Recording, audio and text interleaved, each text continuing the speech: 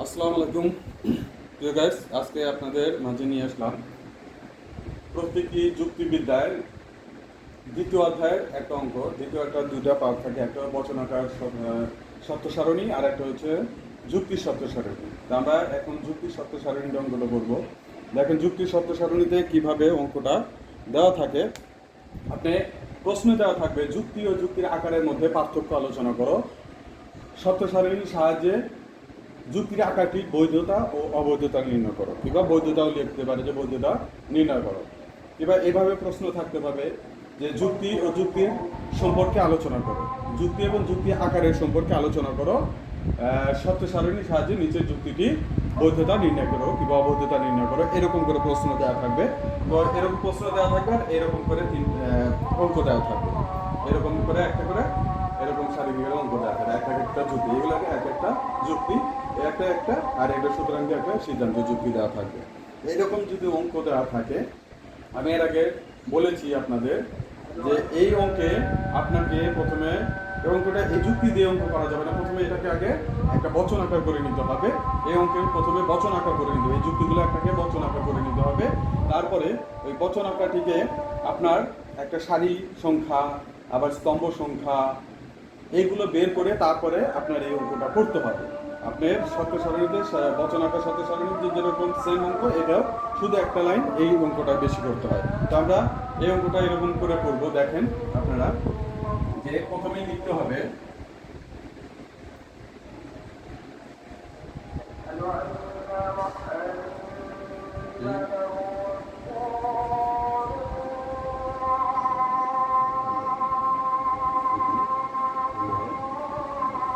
প্রাকল্পিক বচন আকারটি হলো এইটা, আপনাকে লিখতে হবে। লেখার পরে প্রথম যে এইটা লিখতে হবে, প্রথম অংশটাকে লিখতে হবে P null Q. P null Q এই অংশটা প্রথমে আপনাকে লিখতে হবে। লেখার পর এই প্রথম অংশটাকে প্রথম যুক্তিকে দ্বিতীয় যুক্তিকে প্রথমে আপনাকে ডট দ্বারা সেট করতে হবে। তাহলে এই যে এখানে ডট দিয়ে আপনি কিউ ডট পি এটাকে সেট করে দেবেন, এই যে এরকম করে ফার্স্ট ব্র্যাকেট দিয়ে এটাকে আটকে দেবেন। এটা হচ্ছে প্রথম জায়গা। তারপরে হচ্ছে আপনার সিদ্ধান্ত। হ্যাঁ, এই সিদ্ধান্তকে আপনি কি দ্বারা সেট করবেন? আমাদের প্রথমে হচ্ছে কারণ যদি এরকম অঙ্ক থাকে, প্রথমে ডট দ্বারা সেট করতে হয়, তারপরে ভেল দ্বারা সেট করতে হয়, লাস্টে সিদ্ধান্তকে নাল দ্বারা সেট করতে হবে। এই হচ্ছে আমাদের নিয়ম। তাহলে প্রথমে আমি ডট দ্বারা সেট করছি, যেহেতু তারপরে আর কোনো যুক্তি নাই, ডাইরেক্ট সিদ্ধান্ত আছে, সেজন্য আমি এখানে নাল দিয়ে দেবো। এটাকে সবসময় নাল দিতে হবে সিদ্ধান্তকে। ভেল এই যে দেখেন এটা একটা হয়ে গেল, একটা প্রাকল্পিক বচন আকারটি হয়ে গেল। হ্যাঁ, এরকম করে প্রথমে আপনাকে প্রাকল্পিক বচন আকারটি করে নিতে হবে। প্রথমে এরকম যুক্তি দেওয়া থাকবে, একটা প্রশ্ন দেওয়া থাকবে, আপনাকে লিখতে হবে প্রাকল্পিক বচন আকারটি হলো এরকম করে প্রথম এবং দ্বিতীয়টাকে একসাথে ডট দ্বারা সেট করবেন। তারপরে যদি আরেকটা সংখ্যা থাকে তাহলে ভেল দ্বারা, আর যদি না থাকে তাহলে সিদ্ধান্ত থাকলে সবসময় সিদ্ধান্ত লাস্টে নাল থাকতে হবে, নাল দিয়ে এটাকে সেট করে দিচ্ছি। এটা হচ্ছে প্রাকল্পিক বচন আকারটি। আপনি এদিকে এরকম করে করে নিতে পারবেন। তারপরে এখন হচ্ছে আমাদের সারি সংখ্যা বের করতে হবে।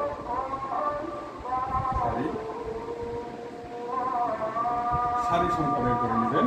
সারি সংখ্যা বের করার নিয়ম আমরা জানি যে প্রাকল্পিক বচন আকারটিতে যে কয় জাতের বচন আছে তার সাথে টু গুণ করে, তাহলে এটা হচ্ছে সূত্র টু।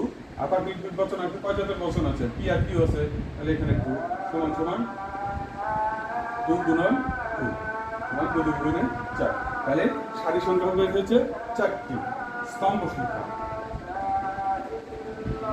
স্তম্ভ সংখ্যা, তাহলে স্তম্ভ সংখ্যা কিভাবে বের করবো আমরা জানি যে প্রাকল্পিক বচন আকারটিতে যে কয় জাতের বচন আছে তার সাথে যে কয়টি চিহ্ন আছে ওগুলোকে যোগ করে আমরা প্রাকল্পিক স্তম্ভ সংখ্যা বের করবো। তাহলে যে কয় জাতের বচন আছে, দুই জাতের বচন আছে, আর সংখ্যা কয়টি আছে দেখি, একটা দুইটা তিনটা চারটা পাঁচটা, এখানে পাঁচটি আছে, তাহলে সাতটি। স্তম্ভ হবে সাতটি। এরকম করে প্রথম স্টেপটা আপনাকে এরকম করে লিখতে হবে। তারপরে হচ্ছে আমরা এরকম ঘর টানবো, এটা হচ্ছে স্তম্ভের ঘর। তারপর আমরা সারি পেয়েছি কয়টি, চারটি স্তম্ভ। সারি এক দুই 3 হচ্ছে 4, 1 2 3 4, তাহলে 4টি সারি। এখন স্তম্ভ কয়টি বলছে? 7টি। তাহলে 7টি স্তম্ভ কিভাবে করব দেখেন। প্রথমে যে জাতের বচন আছে ওটা লিখব, পি এই এক জাতের বচন, কিউ এই একটা, এটা আছে। হ্যাঁ, তারপরে হচ্ছে আমাদের কি আছে ফার্স্ট ব্র্যাকেট। প্রথমে বচনের কাজ, তারপর ফার্স্ট ব্র্যাকেট করে আছে 1 2 3। তাহলে প্রথমে যে বলটা পি নাল কিউ একটা, কিউ ডট পি একটা, আর পি হেল কিউ এই একটা। তাহলে 1 2 3 4 5টা হলো। তাহলে আরো 2টা বাকি। তাহলে ফার্স্ট ব্র্যাকেটের পরে সেকেন্ড ব্র্যাকেটের কাজ। তাহলে ফার্স্ট ব্র্যাকেট নাল কিউ, আর আমরা জানি যে যখন যে ব্র্যাকেটের কাজ করবো ওই ব্র্যাকেটটা উঠিয়ে দিবেন। হ্যাঁ, সমস্যা নাই। এই যে এটা একটা, কটা হলো? 6টা। 1 2 3 4 5 6টা। তাহলে 6টা হলো। আর একটা হচ্ছে পেপারাটুক সিদ্ধান্ত, P null Q dot P second bracket null P ভেল কিউ, এটা নাল। এরকম করে সেভ করে দিচ্ছে। তাহলে এরকম করে আমাদের প্রথমে সাজাতে হবে। তারপর হচ্ছে অঙ্ক। প্রথমে আমাদের এরকম করে, আমাদের যদি সারি থাকে 4টা তাহলে 2টা টি 2টা এফ, আর যদি 8টা থাকে 4টা টি 4টা এফ, তাহলে আমাদের 2টা টি 2টা এফ এরকম করে লিখতে হবে আপনাকে। তারপরে এর অর্ধেক হচ্ছে একটা টি একটা এফ, একটা টি একটা এফ। এটা হচ্ছে একটা সূত্র। হ্যাঁ, এই সূত্র অনুযায়ী ফালাতে করুন, তারপর অঙ্ক হয়ে যাবে। তারপরে এখন ফার্স্ট ব্র্যাকেটের কাজ দেখেন। P null Q, P null Q কে কি দ্বারা সেট করছে? নাল দ্বারা সেট করছে। পি আর কিউ কে নাল দ্বারা সেট করছে। তাহলে আমরা এটা অঙ্ক করবো। এই মনে করবো যে এই যে পি এর মান হচ্ছে এগুলো, আর কিউ এর মান হচ্ছে এইগুলো। তাহলে আমি মাঝখানে মনে করবো নালের সূত্র। তাহলে টি নাল এফ দেখবো। আমরা নালের সূত্র জানি টি নাল এফ এফ হয়। তাহলে টি নাল এফ এটা, টি নাল এফ এইটা হবে, আর সব ক্ষেত্রেই টি হয়ে যাবে।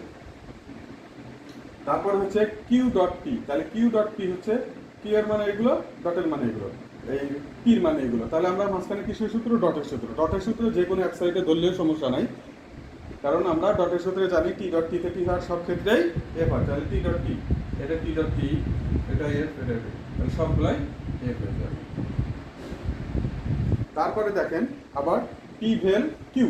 তাহলে পির মানে এগুলো, কিউ এর মানে এগুলো। ভেলের সূত্র আমরা জানি এফ ভেল এফ এফ হয়, আর সব ক্ষেত্রেই টি হয়ে যায়। তাহলে এফ ভেল এফ এটাও যে কোনো এক সাইড ধরলে হবে। শুধুমাত্র নালের সূত্রে আপনি দেখবেন যে বাম সাইডে কি মান আছে আর ডান সাইডে কি মান আছে, এটা দেখতে হবে। তাছাড়া অন্যান্য সূত্রে যেগুলো আছে যে কোনো এক সাইড ধরে অঙ্ক করলে আপনার অঙ্ক হয়ে যাবে। তাহলে এফ ভেল এফ আমি কোথায় দেখবো? এখানেও নাই, এখানেও নাই, এই লাস্টেরটাতে এফ ভেল এফ আছে, এটা এফ। তাহলে সবগুলোতেই টি হয়ে যাবে।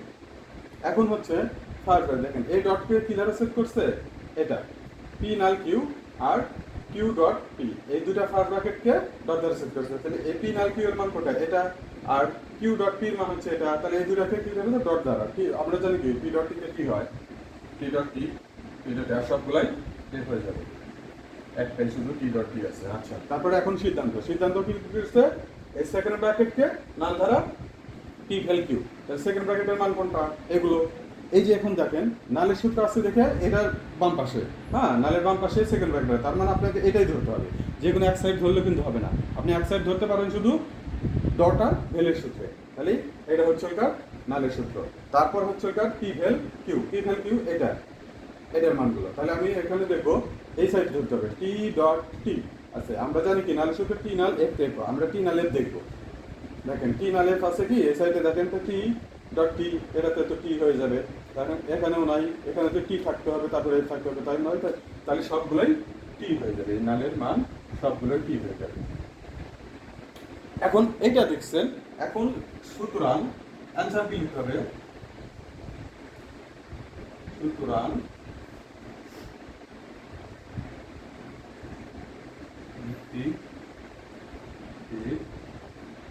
মান কি হলো? বৈধ হবে। কেন বৈধ হলো? দেখেন আমাদের এখন অ্যান্সারটা লিখলাম বৈধ। হ্যাঁ, কেন বৈধ হলো? দেখেন সিদ্ধান্তের মান সবগুলো টি আছে। হ্যাঁ, যদি সিদ্ধান্তের মান সবগুলো টি থাকে তাহলে ওটা বৈধ হবে। আর যদি সিদ্ধান্তের মান সবগুলো এফ হয় অবৈধ হবে। যদি সিদ্ধান্তের মান টি এফ মানে সত্য মিথ্যা উভয় হয় তাও অবৈধই হবে। আমরা শুধু সত্য সারণী, বচনাকার সত্য সারণীতে কি এফ হলে তো অনির্দিষ্ট মান হয়, কিন্তু এই যুক্তি সত্য সারণীতে আপনার যদি সিদ্ধান্ত মান সবগুলো কি হয় তাহলে বৈধ, আর বাদ বাকি যা হবে সেটা অবৈধ হবে। যদি মিথ্যা হয় সবগুলো অবৈধ, এবং মিথ্যা সত্য মিলে হলেও অবৈধ হবে। তো গাইস এগুলো এরকম করে অঙ্ক করবেন, আপনারা যারা থার্ড ইয়ারে আছেন লজিকে পড়েন তারা ইনশাল্লাহ এরকম করে অঙ্ক করলে আপনি একদম সহজভাবে বুঝতে পারবেন, অঙ্ক করতে পারবেন। তো আজকে অঙ্কটা এ পর্যন্তই, ভালো থাকবেন, আসসালামু আলাইকুম।